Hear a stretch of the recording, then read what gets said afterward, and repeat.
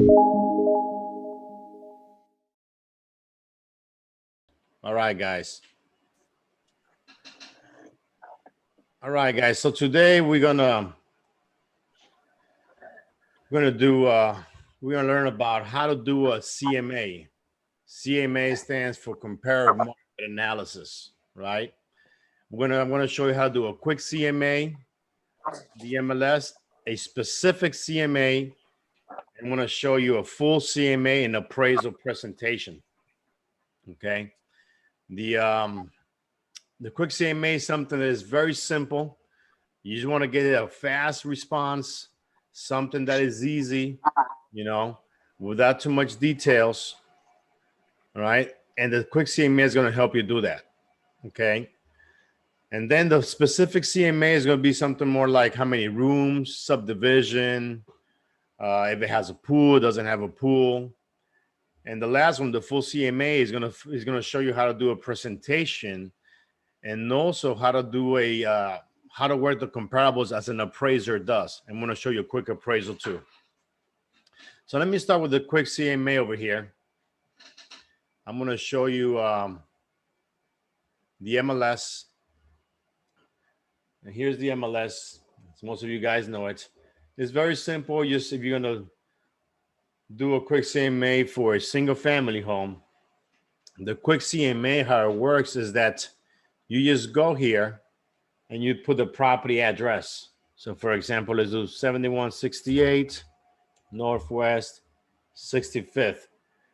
Okay, so there you go. There's an address here, and I'm going to ask him to give me properties that are within a quarter mile from this address. Okay, and I want obviously closed sales. You can also do pending sales if you want to, but just keep in mind that the lenders, when they're going to go ahead and appraise a property or give a value to a property, they do not use pending sales. They only will use closed sales. Pending sales is only for you to have an idea what's out there in the market. If you're not able to find a value, you can always call those realtors and ask them, hey, when is your property closing, right? And you might ask them, the price of the contract, which they probably won't give you. But if this is in case you're having a hard time getting a value, there's nothing has closed in the last 90 days. You can go up to 180 days to help your client, but appraisers will use up to 90 days. They will not go further up after 90 days. All right. So here you'll see, for example, you'll see right here a quick search of the properties that recently sold in this neighborhood, right? As you can see, the bedrooms are different. We have bedrooms and 5 bedrooms, 5 bedrooms. All of them are 5 bedrooms over here. But the bathrooms, number of bathrooms is different. The number of half bathrooms is different. And also the square footage is different, right? So this just gives you a broad idea of has sold within a quarter mile of that address that I pulled up and was active in the market right now. Now, of course, if this does not match your client's property, if he has, 5 bedrooms, but he has 5,000 or 6,000 square feet, just like this house here in the first one, you're gonna have to go ahead and be more specific, right? This is just for you to do something really quick, a really fast search on this, right? And this is going to be able to do do it pretty quick for your clients, you see, or for yourself, just to see what's going on in the market. So this is how you do a quick CMA. Now let's do a specific CMA, which is the second point I'm going to show you. All right. Specific CMA, we can go and add as much information we want to. What I suggest is that don't overpopulate the information, because that's going to cause that you either get very little information, right, instead of broaden your search. So just go ahead and add as minimum as possible that is required or needed. So for example, single family home, right? We're in Broward County. Let's remove this here because we're not going to use this here. Broward County. But you know the subdivision is Parkland. Let's use Parkland, for instance. All right. Now let's use also subdivision name. Let's use, that was Pine Tree. You're going to see the difference right now. Pine Tree.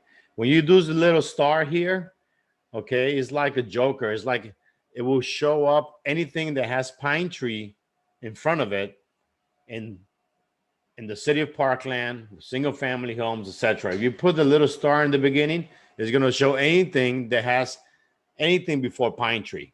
All right. So let's say my client has a house with 5 bedrooms and, let's put 3 or more bathrooms. Okay. And he does have a pool. So you can add the pool, or he has waterfront. You can add the waterfront, right? Or you can add the pool if you want to. And here, what's going to happen is you're gonna get your search, and let's see what's going on here. Let's see what's coming up. You're showing me 0 matches. This doesn't make sense. Let's see why. Single family can be. Let's do 180 days. Broward. All right, let's do 4+. Okay, so as you can see, nothing is coming up. Could be Pine Tree that has wrong. All right, there you go. I misspelled Pine Tree, or something happened with Pine that is not coming up. Let's see, Pine. I misspelled it. Let's put that little star there, and I got 4. So in the last 180 days, houses in Broward with 4 or more bedrooms and 3 or more bathrooms in the city of Parkland that starts with Pine, we got 4 sales. Let's see if it's Pine Tree Estates. All right, so you see we got all Pine Tree Estates. So in the beginning, I had placed Pine Tree together. It was only separate. So now we have 4 sales. And now this search is more specific to what my client property is. And now we see that all properties here, with the exception of this one, is a 6-bedroom house. All right. We got houses with 3 or more bathrooms, which is this one here and this other one here. So I can use these 2 that are most similar based on the number of rooms and bathrooms to my client's house. Right. Now look at the chain difference on square footage here. Right. And also they have the same car garage, and they also have they have a pool and no waterfront. Same lot size. Okay. So you can see that this house is very comparable to my client's house. Now my job is to see the property in detail. Right. And it's always very important that you go and you read the remarks. Why is this property might have sold higher or lower than the other property? Well, let's see. Over 80,000 recent upgrades. Let's see what it say. Roof in 2018. That's a great high ticket item. New impact windows, perfect, and accordion shutters. Updated kitchen. Updated secondary baths. New outdoor extended patio and fireplace. New deep water well. New LED lighting throughout. Aqua soft water treatment system. Let's see. All right, so you see, let's see, this one has all of this new stuff going on. And what I normally do also is that I look on the property pictures. I like to always look at the pictures because they can say whatever they want, but the pictures is always going to always be able to show you. So for example, yeah, the kitchen is updated, but the flooring is not, right? And we'll compare this one with the other house. I mean, it's not fully updated. You still got the old type fans and stuff like that. They've probably been living there for a long time. So the bathrooms are not updated, right? You see bathroom, old style bathrooms, old flooring, old shower enclosures. Same thing here, that bathroom you see is not updated.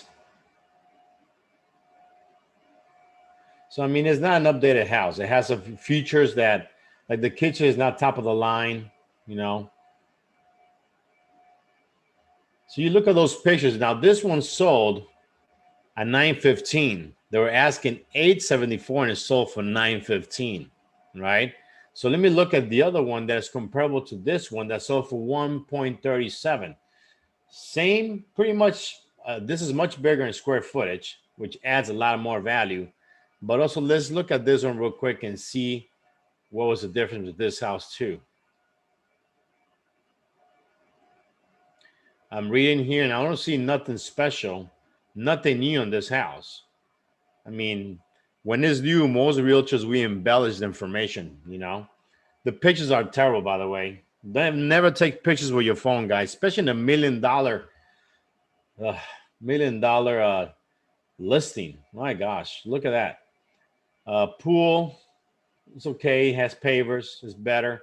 But once again, the kitchen is not, you know, this is an old style kitchen. Even the countertops has the green, you know, countertops, which they're old school, old flooring, you know, old doors. It has a cinema, very old looking style, all bathrooms, carpet in the rooms, and that's it. This guy only put all these. Okay, sorry, I was gonna already criticize this guy. More, you know, carpet. It's just old school house as well. Very outdated. I bet you these people came in there and regutted the whole place already. It's outdated house. So the reason this house sold for more money, if you think about it, not a lot more difference in price, and it's because it was not updated, right? So if your client's house shows like this house has the same amount of square footage, right? Uh, this is a great comparable to show your client. Hey, you know what? This house sold for $1,037,000 is similar to your house. It has a very similar square footage, has the same number of bedrooms and bathrooms, right? Has the same square footage of a lot, has pretty much the same upgrades as yours. You know, this is a great comparable. Actually, these two are great comparables, right? The difference is square footage in here. So also, if you look here, you can see the price per square foot, what it is. You can see how, also here you can see how many days this lasted in the market. 19 days. Amazing. All right. And here you can see, you know, when the list will start. All right. And the price per square foot right here, $251. And that's also a way that you can calculate value. So let's say you have a property out there that nothing has sold in the market, or it's an odd type of house that nothing is similar to that house in the neighborhood. You can always use a price approach. I mean, price per square foot approach. You can see what the other properties are selling per square foot, I'm sorry, and use that value to calculate the value of your client's house. All right. So there's nothing out there with a pool. There's nothing out there with 5 bedrooms. Everything else is 3 bedrooms or 4 bedrooms. Your client has a 5-bedroom house with a pool, you know, it's much larger lot. Guess what? You don't have to use the other comparable just because there's nothing out there. You can use also price per square foot. All right. Something very awesome that I also like to use on my searches like this is once you selected your properties, you can come here, you hit stats, and from stats, you use this here, and this will give you, right? This will give you, and you can show this to a client, a quick analysis of the market, right? It will show you the minimum price per square foot and what it's sold for, the days in the market, right? It will show the maximum. Look at the square footage here, list price, price per square foot, and the sales price, okay, per square foot right here, and how many days in the market. All right. Once again, the average, right?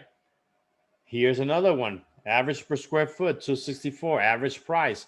And the medium out of these two properties, obviously, is this amount. So you can come to your client, okay, let's list this property. I suggest that we list it around $990,000 so you can have some room to negotiate, right? But I believe that your property, based on this comparables, Mr. Seller, is going to sell around 272,000 square foot or around this price range. And if we list a property within the market at this price range, your house is going to sell around and within this time frame, within 20 days to 30 days. All right. But if you come and you list this property at 1,500,000 and it looks like these homes that we just showed you, guess what? It's not going to sell in 13 days. It's not going to sell in 19 days. It may take a year. It may take 6 months.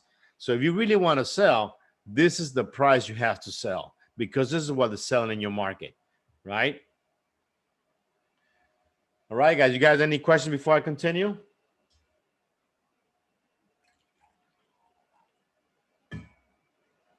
No one? All right. You guys are quick learners. My gosh. Guys, always ask questions. Even if it might sound that it sounds silly, the question, always ask questions, because also brings a conversation through this meeting, and also other people were able to learn about things they thought they knew. All right, guys. So feel free. Yes, go ahead. I have a question. Go, Pat. It's actually not a question. It's just, I just want to say that also it all depends on the market. Right now, it's the seller's market. You can always put the property a little higher, see what happens, see how fast the seller wants to sell the property. If the seller is not in a rush, you can test the market. You never know what's going to happen, you know? Yeah, I think that it's a double-edged sword. I'm going to tell you why. Because also, I'm going to give you an example. I got a property in Coral Gables for sale that can't sell in this market, right? But the property is very unique because it's sitting on Burr Road on the borderline of where Miami ends and Coral Gables starts. It's like his house, like four houses from Miami. Crazy Miami, and then Coral Gables, right? And he's sitting right on Burr Road. All the other houses in Coral Gables are selling at a high price. And I'm telling you, hey, man, your house is in a very high traffic street. We cannot use those other comparables to sell your house, to use the price for those comparables, because your house is very unique. So what I did, I said, hey, look at the houses that sold on Burr Road only, right? And look how long they took to sell. They took much longer to sell and much lower in price, because if you have family, you don't want your kids going on the front playing. They can't do that. They have no liberty. If you're an elderly couple, it's very hard to go to exit your garage because of the whole traffic that going to the street. So guess what? He didn't listen to me, right? I had the property over a month and a half or 2 months, right? And I'm telling him, hey, man, he started very high. I said, Rodrigo, his name is Rodrigo, your property, I'll list it whatever price you want me to, but it's not going to sell. It's not going to sell that price range, right? So what's happening? He's frustrated now with me. He thinks it's me, right? So, no, my house doesn't have a sign in Coral Gables. All right, I put a sign. In the sign, the city ordinance only allows to put a sign the size of postcard. You know, a size of postcard outside, nobody's going to read it. Oh, Caesar, but my house doesn't have a sign outside. I'll say, okay, Rodrigo, I'll put the sign. I'll go ahead and put the sign there. Oh, Caesar, but nobody's doing an open house. I said, Rodrigo, I don't think the open house is a problem. You know, today's market, people are looking for houses. They find everything on the internet. But no, I'm not. I got other rules that tell me you got to do an open house. Okay, I do an open house. Nothing sells. Nobody showed up, right? This weekend, I'm doing another open house, right? And guess what? It hasn't sold. So what's happening, number one, he's getting frustrated with me. He thinks it's me not selling his house, right? He's not listening to what I'm telling him. I've done everything he wants me to do, and the house is not selling, but he's still frustrated with me, right? And number two, as long as the property stays in the market, the real buyers, we missed already in the first week in this market, the real buyers who are ready, willing, and able, have cash or have the loan approved or the finance approved, they are there in the first week, right? They're there in the first week to purchase the homes. Now we got the bottom feeders. We got the people that got nothing to do. You know, the neighbors are driving around. They want to go to the open house, right? We got those. And then also we got a problem that people think there's something wrong with this house that hasn't sold. And guess what? The longer that property stays in the market, the longer my client takes to be able to go to their new home. You know, they probably got plans. They want to get, they like Mike, this couple right here, Rodrigo, my client, his kid has to go to a different school. So he has to move to that school district. He's already been approved to enter the school, a very good school, I guess, but he has to live in that district. Guess what? He's getting frustrated and he's blaming it on me, right? No matter what I tell him, he doesn't, he agrees his house is worth more, right? So as time passes by, my client gets frustrated. The buyers think that there's a problem with the house, right? Why this house is not selling? And no, so I'm starting to get only the bottom feeders. People don't qualify. People that are just, you know, had low scores. They may have a problem with the financing. And that's the problem, Patricio, in today's market to really go so high on a value. Yes, you can try it, but guess what? It's not going to happen. And this is a good example. I'm going to show you right now. These properties sold in 13 days. Here, I'm going to show you something real quick. I'm going to show you here. Look at this. This property here, right, is a much larger home, 6,000 square feet, much larger, but he's asking $1.8 million. I want you to look at this house and why he hasn't sold it. It's a nice house, very big house, but it's look at this. It's all outdated, right? This guy's done 3 open houses here already. He hasn't sold it yet, right? He hasn't sold it. And this guy still has the audacity to try to sell it without even a complete bathroom, man. You know, he's really taking advantage of the seller's market, right? But guess what? He hasn't sold it. He should have sold this. He should have had sold this house already. This house should go around 1.3, because whoever goes into the house is going to have to spend another $300,000 easily to bring it up to date, right? He's not going to sell the house for 1.8, right? He may sell this house. Look at this one here. This bottom one doesn't have the square footage, but I bet you is very similar to this house. It sold for $1.4 million. So let's see here. Look at this house. Much nicer, right? It's not fully updated as well, but I mean, it looks better to me.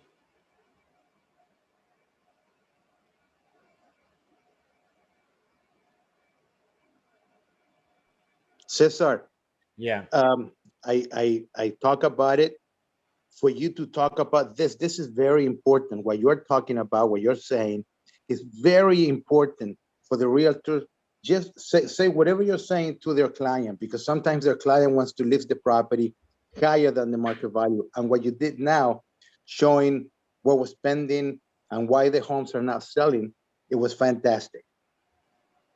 Very Thank you, good Pat. explanation. Thank you, Pat. Yeah, I mean, you know, this client here, this house in the first pass, because also another problem is that this guy is paying probably $22,000 in taxes a year. If you divide that, that's, you know, almost $2,000 a month, man. So he's spending $2,000 a month in taxes every month that lapse, right? And if he has a mortgage, how much he paying a mortgage? He might be paying another $2,000 in mortgage. So every month that passes, he's paying $4,000 plus the upkeep of the house, plus the utilities, plus whatever he has to pay. He's probably wasting $5,000 a month. It's like my client. He's wasting money every month, right? And so it's very important that you guys, you know, obviously we want to get the listing. And if your client comes with a really nonsense price that he wants, you got to let him know, hey, I'm going to list your property, but I'm going to tell you this is going to happen because you really are just asking too much for your house.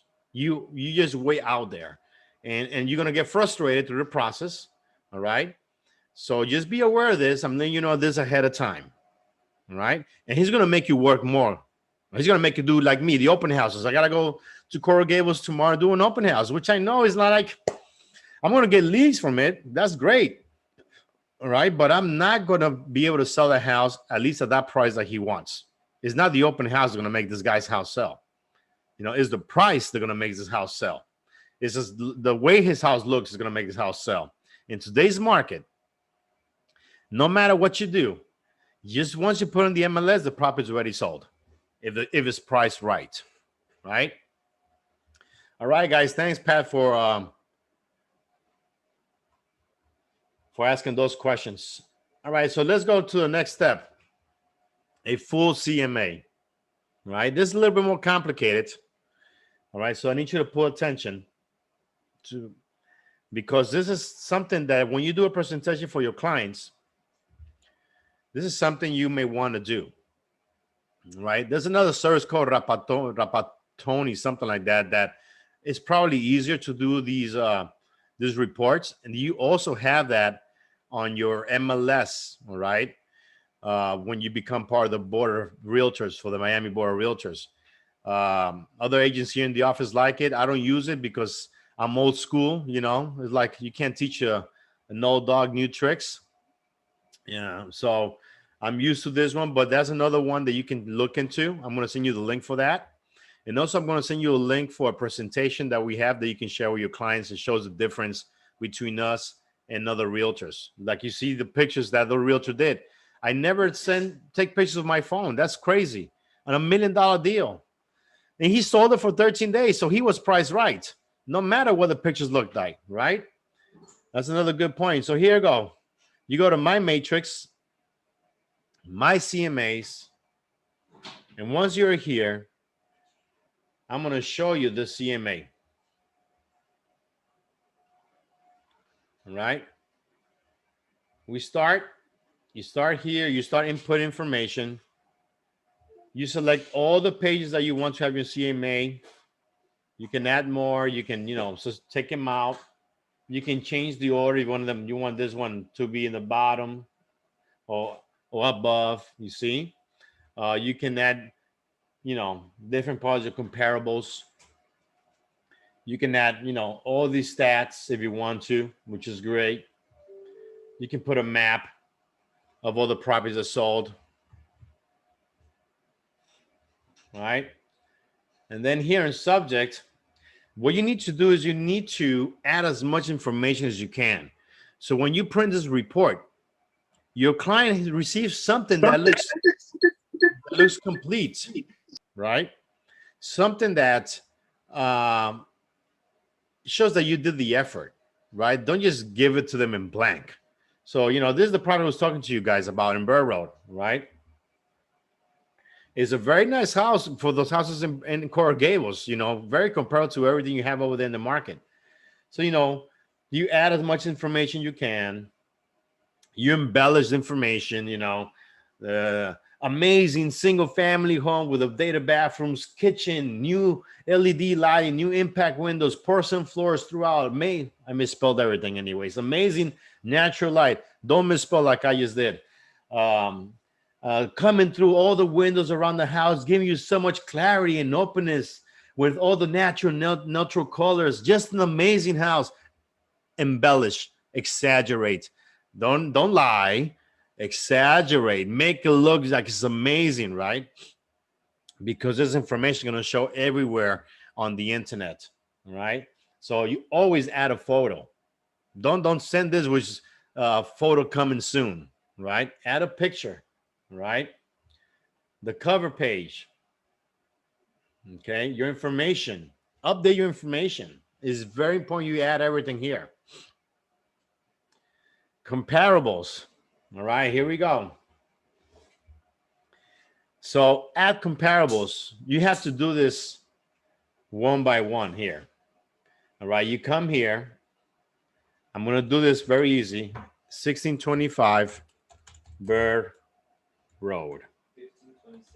1526. I just got corrected. Bird Road. Oh, Sorry, 1526 Burr Road. Nothing's coming up. Let's see why. Huh, strange. It's not working. But anyways, if this doesn't work, I don't have to use this. I can use this, close sales, right? I can do pending sales if I want to, or active with contracts to show my client. Single family, all right. Miami-Dade, all right. He has 3 bedrooms and 2 bathrooms. I want to be more specific. 1 car garage, all right. And the city, I'm going to put the city Coral Gables.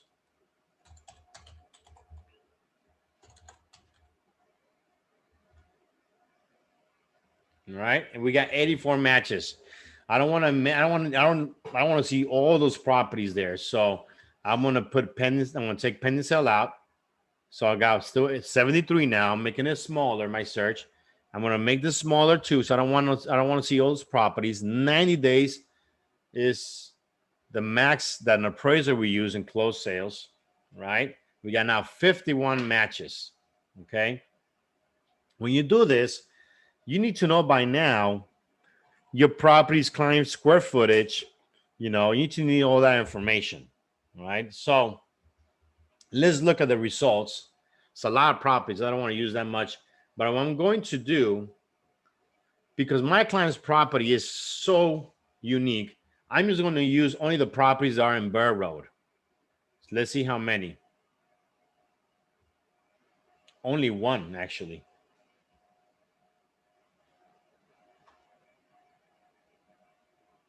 You see the complication that I have with this client? That there's only 1 property that is listed on Burr Road, and nothing has sold on Burr Road recently, right? So it's very hard for me to use these comparables because they're not in Burr Road. But if I have to, right? Because this is the problem my client is having. He's looking at these ones. No, Caesar. This one sold for $930, and it's pretty much the same square footage as mine. But yeah, my friend, but probably this house is not on Burr Road. Look at these, so small. My gosh. Look at the driveway, new driveway, new floors. It's beautiful. Caesar, Yeah. a good way to also do the filter is to get the area, the section, and the subdivision. Yes, you can do that as well. Yeah. You can do that as well, yes. I don't use it that much because you can also do it by map. Right? I can come here also in the criteria. Right? And I can do a map search, correct? And I can come through that map search and locate the property I want. And from there, spread out 1 mile or half a mile, a radius. I can do that as well. Right? So yeah, but you can do that as well. There's so many ways you can do it. Right? This you can use your current location, whatever you want. You can do the property address 1526 Burr Road.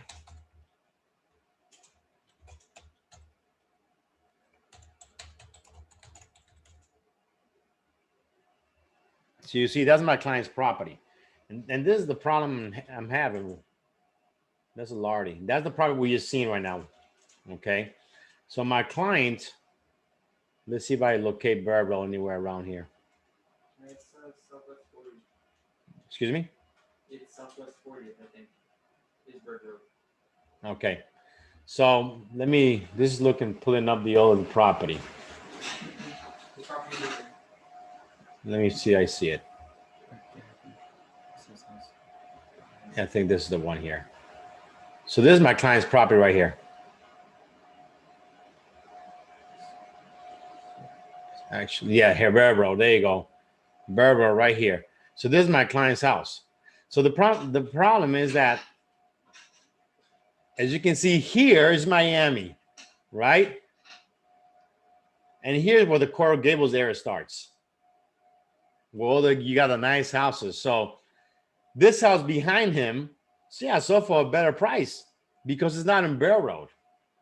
All right. So if I look at the comparables again, yeah, that house is very close by his house, but it's not really comparable just because of the road. So I need to make this better because there's too much, there's too many properties here. Cesar, I have a question. Yeah. Because of the location of that property, can you advertise the property, if it's possible, commercial property, as a commercial property for office? It's not a commercial zoning. It's not a, can they change that? No. No, that's very difficult. Okay. Especially in Coral Gables. Okay. Coral Gables has this, you know, this like Coral Gables is the best, right? Right. It's a nice neighborhood. Don't take me wrong, but you look at the houses; they're old. I wouldn't want to live in Coral Gables, but Miami is old, you know. Yeah. And Miami's old, but no, you can't do that. It has to be zoned for commercial, right? So the idea I'm trying to relate to you guys here, so I don't want to spend too much time on this, is that you need to narrow down your search, right? So if I go here, right, and I just do three, like what I did to my client, I did this with him.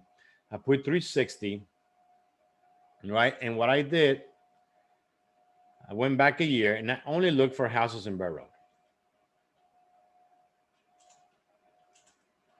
Right, Burr Road, there you go. Wow, boom, Burr Road. So I can just focus on those properties, right? Another one here, Burr Road. So as you can see, this is what I want to show you. Within a year, right? All the properties on Burr Road sold much less than the property behind his house that sold for $799. Correct? 540, 490, 600, the highest one. Why? Because he's on Burr Road. If he would have been on Bargello Avenue, you know, look at this. This is 1,500 square feet, right? This one, let's see another one. This is 1,400 square feet. That's an $895. That's kind of crazy, but let's see something that sold for 1,500 square feet. 630. I mean, it's research, right? Look at this one, 1,600 square feet in Baracoa Avenue. This one here, right? This one sold for 905. Look at the square footage. It's not a big difference, correct? But this one, the highest one, sold for 600 in Burr Road. Let me look at this one real quick. I've seen this house already.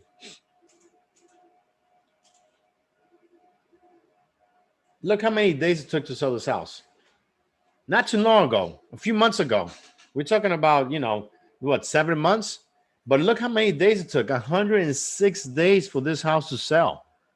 This is a hard sale because I'm telling you, it's because of Burr Road, right? They're taking long on this street, a long time, right? So once you have these selected, correct? You move on to the next step, right? Let me go back. You move on to the next step, right, of your presentation. And then adjustments. These are the most difficult ones to do, right? I'm going to show you right now how that works.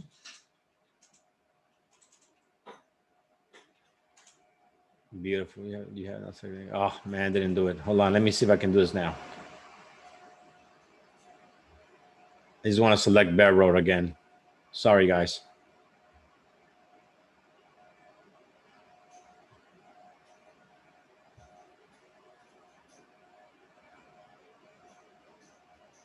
All right, so now I added those properties into my client's presentation. Now this map is going to show him all the properties, all right, from his house to the other ones, the sold ones or active ones within that area, right? Then adjustments. And here's something that you need to learn how to do, right? I'm going to show you something real quick that you need to learn, all right? You have to learn this. This is very useful. I don't know if you guys at school learned this, you guys that just recently finished school, right? But I learned this like 20 years ago. There's acronyms that I can never forget. CBS, when your comparable is better, you subtract. CIA, where your comparable is inferior, you add. What do I mean by that? For you to compare other houses to your subject property, all right? If your house is better, okay, from the subject property that's sold, you subtract from the value, and you're going to see that in a second. When the comparable is inferior, you're going to add to the value, and I'm going to show you that right now, how that works. And I'm going to show you an appraisal as well. All right, so these are the comparables, right? These are what has sold: low, medium, average, and high. Okay. Your adjustments, what you do is that you do them here. Unfortunately, they couldn't map our property. I don't know why it's not showing up. The 1625 Burr Road. Okay. But what you do in your comparables, how that works is that you are going to do that formula that I show you that works like this. And here's an appraisal. So you can look at an appraisal. And you can learn how this works. This is an appraisal, right? Appraisal has 28 pages or more. You see here 28 pages. When you get an appraisal, you need to know where to find the value. Okay. But as you can see, what I was showing you right just a second ago is very similar to this here. All right. These are the adjustments that you see. So for example, this is the property that I just recently did a loan for. And the sales price was $536. It shows all the description of the property in this first column. You know, how many bedrooms, how many total number of rooms, you know, We're not seeing. 3. You guys not seeing that? Hold on. We're seeing MLS. You guys seeing the MLS? Hold on. Hold on, guys. It's probably a glitch here or something. I don't know why you're not seeing this. Yay. No. Hit share screen and change it. Hold on, guys. Let me share this. The screen is not it's not showing up. I don't know why. Give me a second.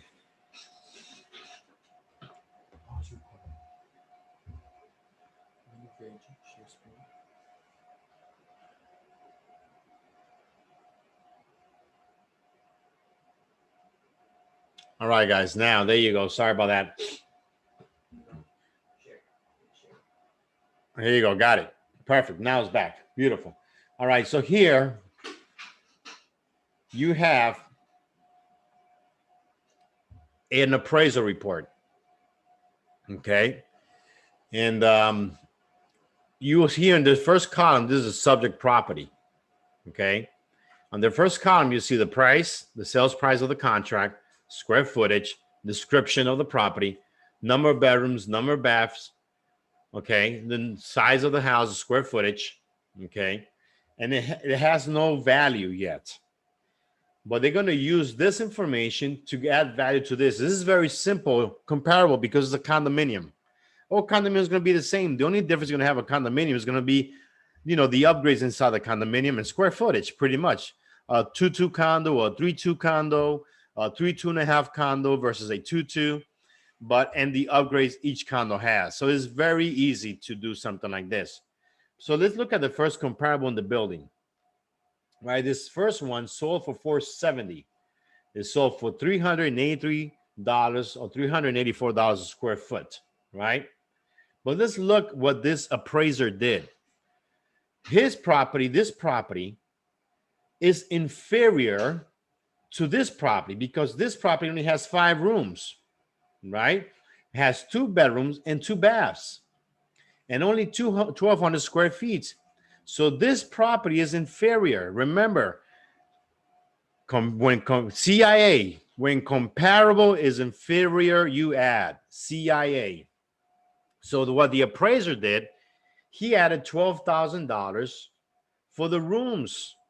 He added because this house has this condo has 1 bedroom more than this condo here, and has 1.5 bathrooms more than this condo here.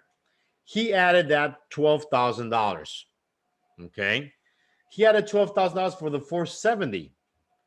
So now the 470, okay, 470 plus $12,000. Okay, we have 482. But he also added for square footage $63,000, 200. Now that value is 545, 200. Where he got this amount from is the difference in square footage is almost 300 square feet, right? About 300 square feet. At 383.99, multiply that by 300 equals that $63,000. So this one now is 545, 200. Let's see. There you go. 545, 200. Make sense? Let's look at the other one. The second comparable. Sold for 440. Sold at 360 a square foot. The comparable, this one has 5 bedrooms total, or total rooms, I'm sorry, 2 bedrooms, and 2 bathrooms. He added another $12,000 to it, but the square footage is 1222. Only a difference of 2 square feet. At that price per square foot that we've seen up here, all right, he added another 63,700. So let's do the math again, just for us to check it. All right, that sold for $440,000 plus $12,000 plus 63,700. That equals 515,700. You see that here? 515,700. So he's adding once again because the comparable. This is the comparable. I'm sorry. This is the comparable is inferior. He added CIA, comparable inferior. You add, right? Added to this value that sold for. Now let's look at the third one. Wow, this sold for $795. You may say, man, that's not comparable. It's sold for a higher price. Well, let's see what the appraiser had to do to compare to this property, because he probably didn't have other units that sold in the last 90 days. He used this one. So price per square foot, almost $400. Let's look at the difference. This one has 3 bedrooms as our subject property, and it has 3.5 bathrooms as our subject property. So guess what? There is no difference there. So there's no adjustment of value. It's not better. It's not inferior. It's the same, right? So the value is exactly the same. We don't have to do absolutely nothing to that. But look at the adjustment he did of $108,000 here. Why? Because of square footage, right? So what he did again, he multiplied the difference of square footage with our property, which is 1,500 here, compared to 9088, multiply that per price per square foot, and came with $108,000. But let's see how that worked. We got $795 minus $108,700. That equals $686,300. So the value for this property, okay, compared to our property is $683. So what did $686? I'm sorry. So what did he do? He now adjusted he used all these 3 to come to a value. He said the market data shows a range in value from 515 to 754. All 3 sales are similar to the subject and give a very accurate estimate of the subject property. Most weight was placed on comp number 1, this one here, because it was most like the subject. So he gave the most weight to property number 1 because the most similar to our subject property, okay, my client's property, in condition and quality. Equal weight was given to the remaining comparables. The comparable search included sales of homes within the defined market area that closed within the previous 12 months. He used 12 months here, all right? So indicated value, 560. This is what my property clients appraised for, $560,000. Sales comparison approach. He used an approach of sales, most recent sales, to come to a value, all right? And you can see here, there's different approaches. He said the cost approach and income approach were not considered for this assignment. Both the cost approach and income approach were determined to be unnecessary to produce a credible assignment results. What is the cost approach? How much would it cost to build this house today? Which is very difficult. We don't use this as realtors. You know, I mean, it's only appraisers. They're going to have to rebuild a new house, a new construction, right? Or we have the other one, is also which is the income approach. These are for income properties, triplex, fourplex, commercial buildings that you rent out. You know, you can use that income approach. In this case, none of them apply. Only sales approach, right? So my client, a property appraised for 560. But he's buying for how much? 536. Is this a happy buyer? Yes, it is. According to this, he's doing a great purchase. He's making, you know, $24,000 already on equity based on this appraisal. All right. So guys, this is an appraisal. And this way what you have to do, okay, to do that same thing we were doing before. All right. The same thing we're doing here for your presentation, where you do your client's presentation, is the same thing you're going to have to do on that matrix, on the MLS that I was showing you before. All right. So once again, here's the formula. If comparable is better, subtract. If comparable is inferior, add. We looked at what is an appraiser already, right? And that's pretty much it, guys.